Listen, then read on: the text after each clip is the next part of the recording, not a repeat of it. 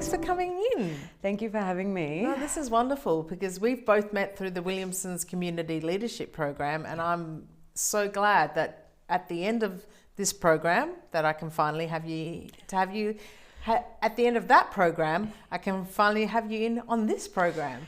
Yeah, no, I really appreciate it. It came as a bit of a shock when you asked me to join you, but it's really exciting to be here. Oh, I'm very, very glad to have you. So you work at the Victorian Student Representative Council? That's the one. So we like to shorten it to Vic SRC. Okay, great.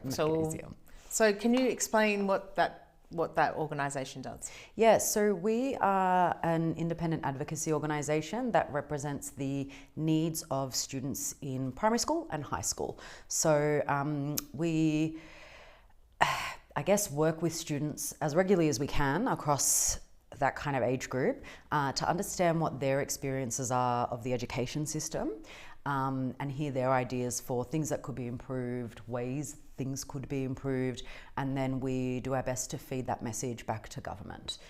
And these are neurotypical students, or they're just students across the board? Students across the board. And so one of the things that we have been working quite closely with the Department of Education on is the fact that 80% of students with disabilities are in the mainstream education setting, diagnosed or not.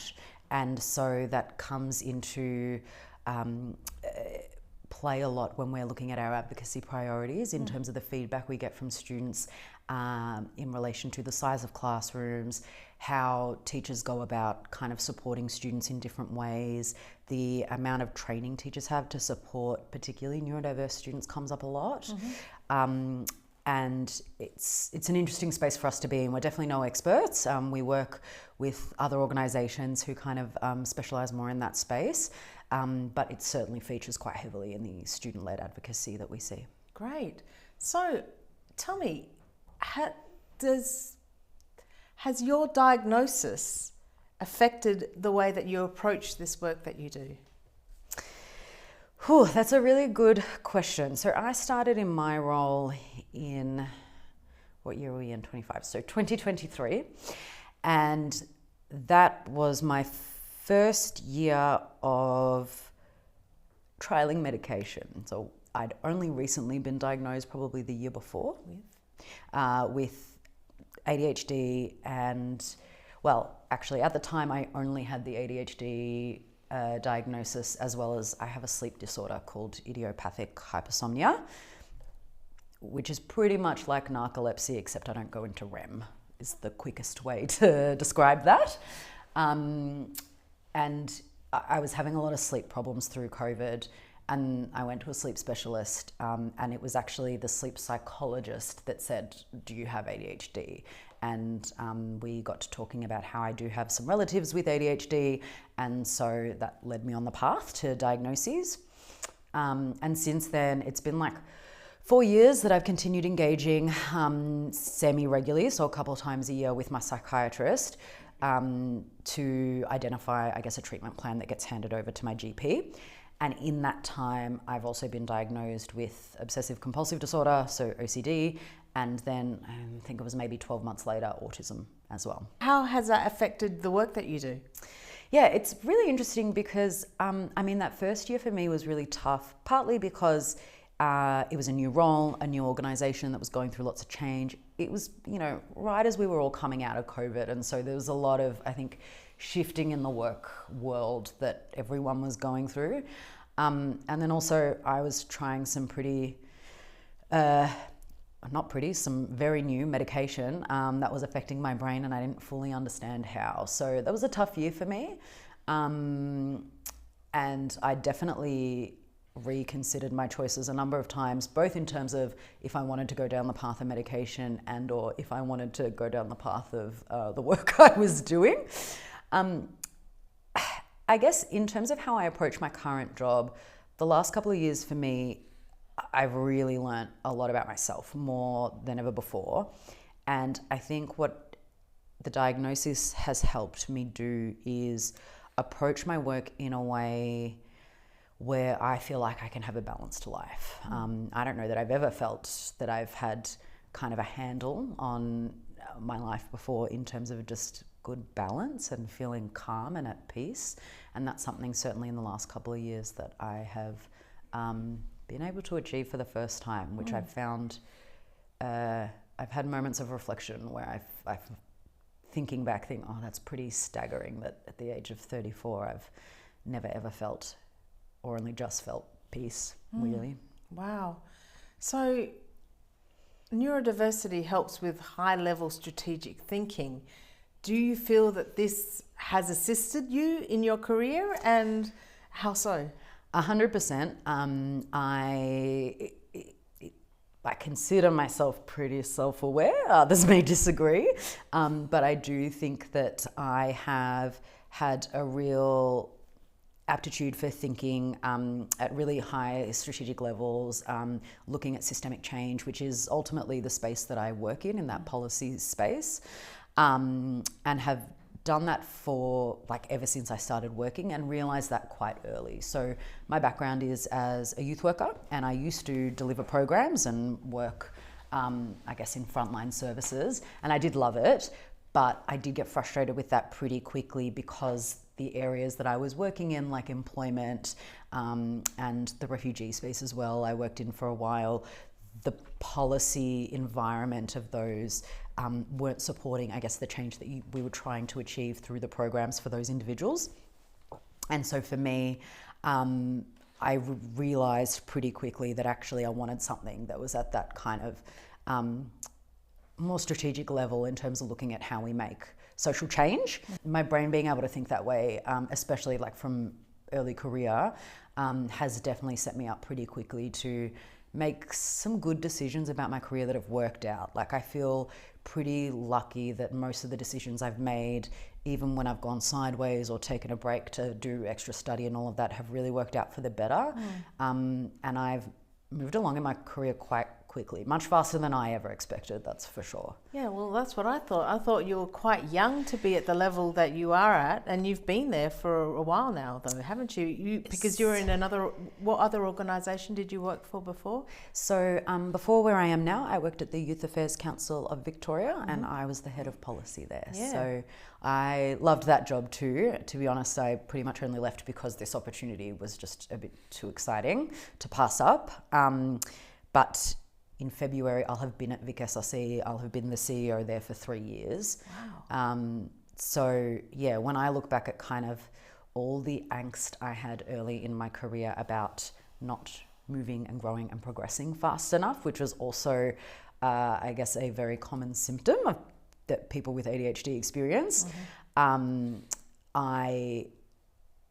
thought I was 25, and I remember a very good friend of mine saying, you need to work out why you're worried that you're going to blink and wake up the other side of 30 with all these regrets. Because that was my fear, that my career was just slipping from my hands. I was 25. Wow. I had just started working, and I wasn't getting the results I wanted to get with the young people I was working with, or I wasn't progressing as quickly as I wanted to. I was being overlooked, and now I look back and think, yeah, the managers I had at the time were so right. I needed to slow down. I needed to consolidate or focus on what I was doing. Grow into your role. Exactly.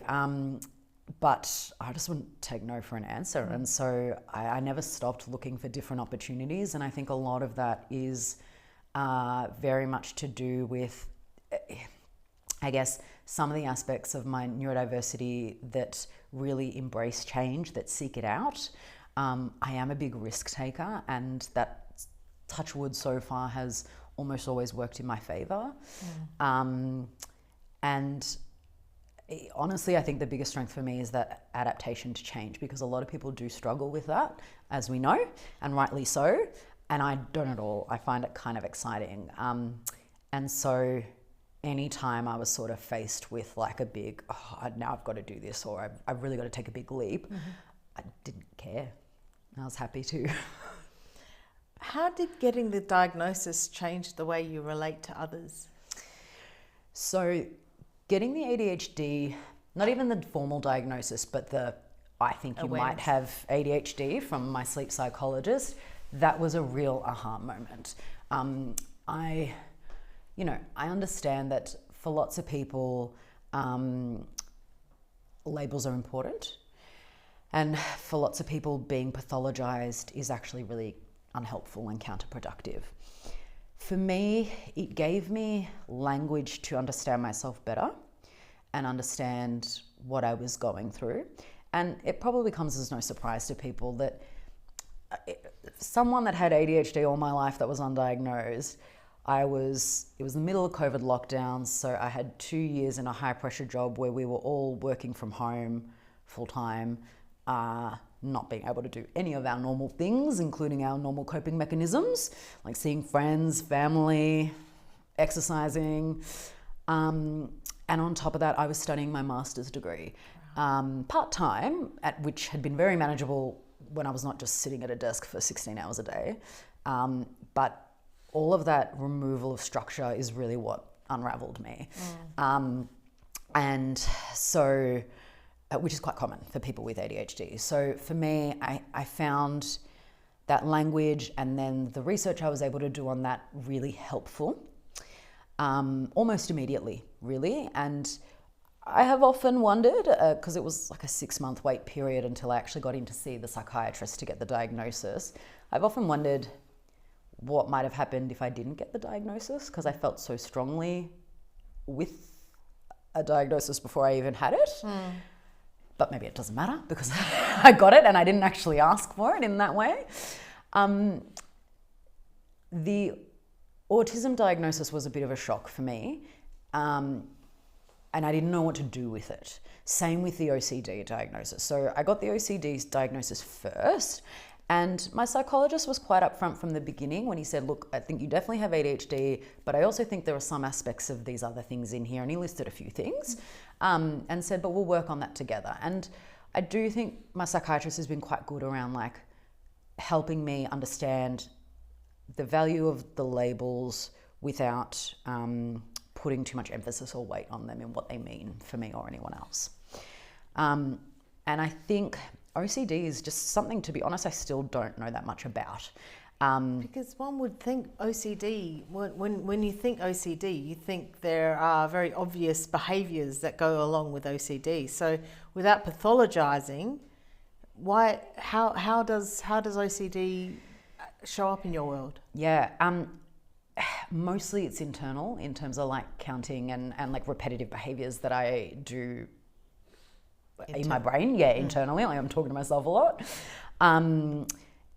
How that links to anxieties has been really interesting for me to come to terms with and understand, because it's not quite so obvious as it might be for others. I think, for example, for some people, they might have an anxiety around, I don't know, being hurt when they leave the house. And so therefore they have a ritual that they do before they leave home, almost like a superstitious act is the way some people describe it, as a way to kind of feel like they can feel confident leaving the house and feeling safe. That's a pretty basic example, to be honest, and general one. But for me, I'll have all sorts of random anxieties, like the average person. And I'm very unconscious of how that then manifests into these obsessive compulsive behaviors, or at least I have been until now. And it's probably the area I still feel the most unsure about in terms of what it means for me. And maybe that's got to do with the literature and what's out there. You know, there's a lot of conversation and stuff in the media around particularly adult women who've gone undiagnosed throughout childhood for both ADHD and autism. It's quite common. So there's a lot out there, materials that I can make use of. But OCD, you know, there's stuff out there and I've tried to tap into it, but it doesn't quite match what my experiences are. And so I still kind of haven't grappled fully with what that really means for me. And I think the other thing, like, especially since the autism diagnosis, that one was a shock because it, again, like similar to the ADHD kind of suggestion, came really out of the blue. But again, I kind of know less about, or did know less about it. And so it wasn't like a big aha moment the way it was with ADHD. because I didn't know what it meant for me. And I think at that point I'd done so much, I guess, learning and understanding of what ADHD meant for me, that then trying to add these other diagnoses and understand, some of them have the same symptoms, but for different reasons. And so just I kind of became obsessed for a while there, trying to understand which part of my brain was doing the thing. So is that my autistic brain that's obsessing over whether or not the curtains are perfectly aligned to the window, or is that my OCD? Is it my ADHD that's making me interrupt people who are in the conversation when they're talking, or is it my autism and my lack of kind of social now? Yes, exactly. So I kind of got preoccupied with that for a bit, but I've got a really great therapist who's helped me kind of navigate and put me onto different tools and resources to help with that. It's not perfect, but I'm also slowly coming to terms with the fact that I don't have to know all the time. Yeah. It's just another way to help understand my brain. Sure. So what role does medicine or medications play in your recently diagnosed life? Medications for me have been predominantly really positive. To start with, most importantly for my sleep diagnosis. So idiopathic hypersomnia basically means I have uncontrollable sleepiness, regardless of how much sleep I get at night or the quality of sleep. I've had it all my life undiagnosed. When I was a teenager, I was falling asleep in class all the time. Parents took me to the doctor, and the doctors were like, oh, she just plays too much sport. You've got her getting up at 4:30 in the morning going swimming. It's just teenagers and need lots of sleep. Like, she'll grow out of it. And I never did. And it's quite a serious condition in the fact, like behind the wheel, for example, I have to get a sleep test every year to confirm to Vic Roads that I'm safe to have a driver's license, for example. Yeah, so do you have to take drugs in order to drive? I don't believe I do in order to drive, but I have to take stimulant medication to stay awake. Now, the type of medication you take for this sleep disorder is the similar category to the stimulants you take for ADHD, but it's not the exact same ones. And so I started on the sleep disorder drugs, then I shifted across to the typical stimulants that you would get prescribed for ADHD, and they're generally a bit stronger, or a lot stronger, so you have to start at a lower level. So I was still falling asleep, and but the other meds weren't treating my ADHD symptoms, so it's a whole big thing. And yeah, so I think firstly, the fact that I can that I can actually avoid falling asleep at my desk is revolutionary to me. That's kind of really embarrassing to admit out loud, but if I was having a slow day in the office and I was writing an email or a report or something that was really boring, I would start nodding off. And that's really disabling. Well, I became absolutely expert at hiding it. Obviously not all the time. I've fallen asleep in team meetings before where people have noticed. My whole life. Especially online. Honestly, it's so bad. And it's pretty embarrassing, to be honest. So to have something that says yeah, you can have a good night's sleep and you're gonna stay awake during the day. That was probably the best thing for me. Great. Honestly changed my life. Then in terms of, I guess, treating the other symptoms of the ADHD, the OCD, the autism, it's been a really long journey, and I definitely didn't anticipate that it would, that I would still be seeing a psychiatrist 4 years later. 4 years later, exactly, and still not have a agreed treatment plan that my GP has had handed over to. I think it's where that sense of peace comes from. One element of that sense of peace that I have now that I didn't have when I was younger has to do with kind of knowing who I am. There's a lot of angst that comes with, I guess, being a teenager and a 20-year-old when you're trying to figure out who you are. But I guess there was always something a little bit out of place for me because I didn't have this information about myself. So that has enabled that kind of sense of security in who I am and renewed confidence in these kinds of things. But the other element is just generally like having ADHD. I was pretty highly strung. I still kind of am. I get stressed really easily. I find it really hard to emotionally regulate. Always have. I remember when I was in high school, because I was having these anger outbursts, my parents sent me to anger management. And knowing now what I didn't know then is that it was all related to the neurodiversity that was undiagnosed, you know, and anger management was never going to work. No. And what a waste of time and money that was. When we were in lockdown and we were all isolated and we were all working so hard, I know that I broke down. I had a nervous breakdown in 2021.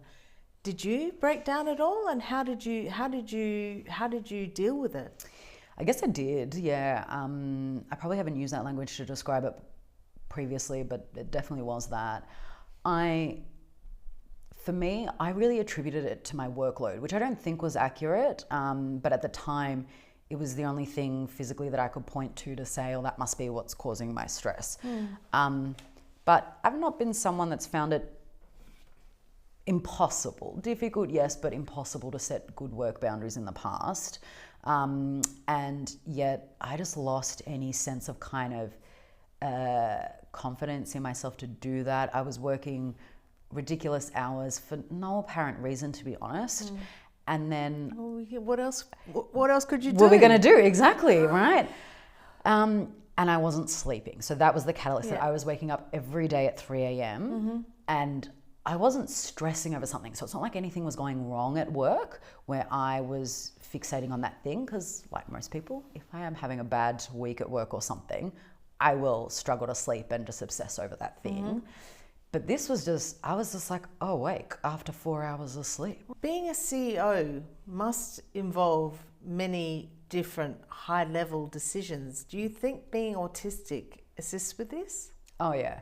My ability to make decisions quickly is probably my biggest superpower.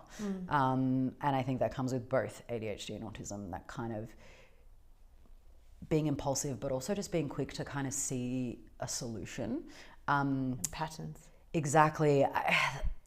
The challenge that I then find myself on is that, is that I'm not the best at then bringing people along on the journey, because I've been able to see a resolution or, you know, an option much faster than anyone else. But I don't know how I got there. I just did really quickly. And yes, I've certainly over the last couple of years, more than ever before in my previous jobs, I've been tested in terms of how I'm communicating with the people that I work with around, here's why this is the way to go, or here's why we want to go down this particular track, or here's how I got there. You know, if I'm communicating with the board, things like that. So that's an ongoing journey in terms of building up those skills. But I definitely think the ability to make the decisions and trust my instincts is what makes me so good at my job, and helps people to feel, I guess, a level of confidence in me, particularly when I think about the fact that I work with young people who put a lot of faith in us as an organisation to represent them and support them and make sure we helping them in ways without unintentionally causing any harm. And when you're talking about advocacy in media, that can be tricky. So I think some of those aspects of my broader personality have definitely helped build rapport with young people, with the staff, and kind of ensure that people feel confident in me because they know that I will act and I will speak quite bluntly and honestly to our leaders on things that aren't working. It needs to be done. If there's one thing I cannot do, it is figure out how to say things as diplomatically as possible. I hear you.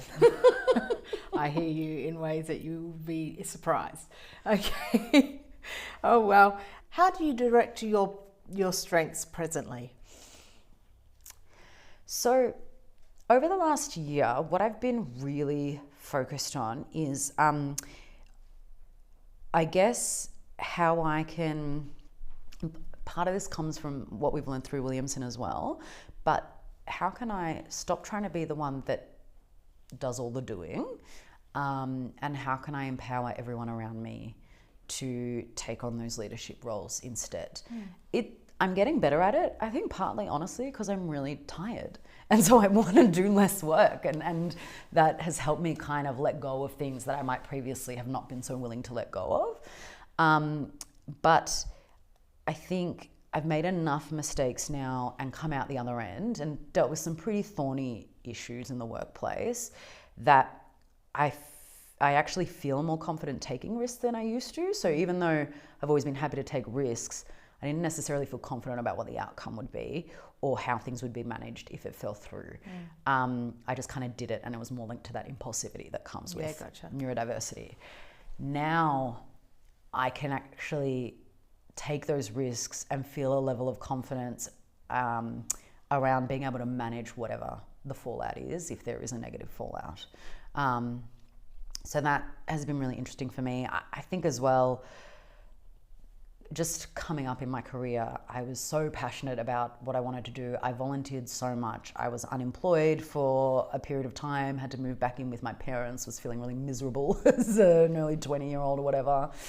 And I had a lot of people who banded around me and mentored me, like people who I met through volunteering and stuff, who I kind of earned my career to. And it's been really important to me to pay that forward to other young people that are starting out in their careers. Yep. And so I have been trying to use, I guess, all this information I have about myself now and how I work to think about how I can work for and support others around me, or the younger people around me, so employees, volunteers, but also the students.